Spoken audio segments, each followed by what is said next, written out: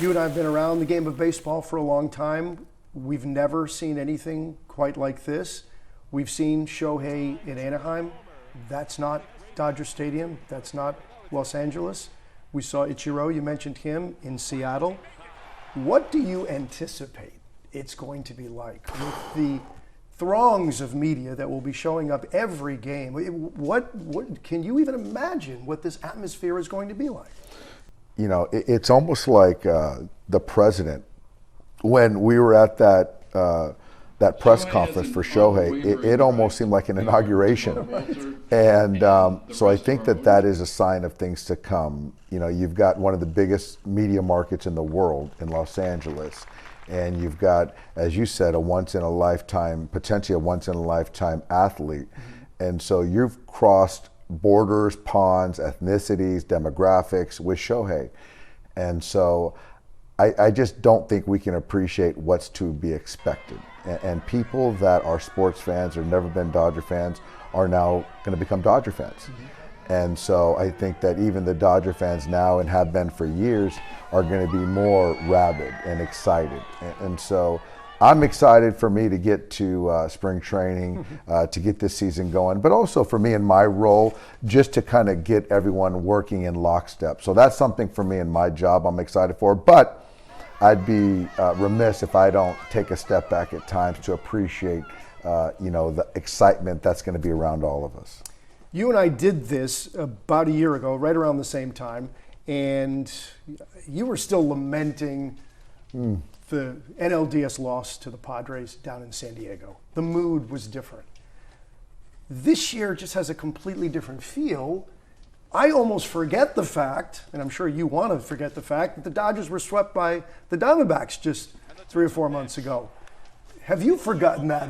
This whole Shohei thing in this offseason seems to have erased a lot of the negativity. Yeah, it has, and I think that I'm on board with that. I think that, when you're in a position of the day-to-day, a part of the organization, and you really feel it, the losses and not being the last team standing. So, yeah, I mean, a year ago today we were talking about, that elimination from the Padres, and here we are in San Diego. So it really hit a lot deeper and closer. But I'm still very disappointed in how we finished last year, 2023, with, I felt overachieving for the regular season. I felt we had momentum going in. But I do believe that with the acquisitions by way of free agency, trades, how we've bolstered our roster, I think that there's just all in excitement. And I think that that's encouraging for me, because there's just really no carryover from last year. And I think sometimes when you aren't the last team standing, that sort of pressure or the carryover from what you didn't do in the year prior bleeds in a little bit to the forthcoming year. Yeah. So I think this year there's just a crazy sense of optimism and excitement. So I'm going to embrace it. And this is a new season. It's going to be a completely different roster. And I just want to encourage all Dodger fans to kind of hop on board, because it's going to be a fun ride. The regular season success is unprecedented. 100 victories each of the last 3 years, but obviously it has ended in disappointment in the postseason. And now you look at this team and this roster, and it's almost as though the regular season is irrelevant. It's almost a foregone conclusion, right? That the Dodgers are going to win the NL West and they're going to be in the postseason again. But you're right, the building pressure of failure year in and year out, as Andrew Friedman said, right? Postseason failure. So that level of pressure just seems like it's going to be building to a crescendo this year. How do you deal with that? I think that's fair. I do. I think that's fair. But my ask for people is to go along the ride with us, because I think that we're in people's homes every night.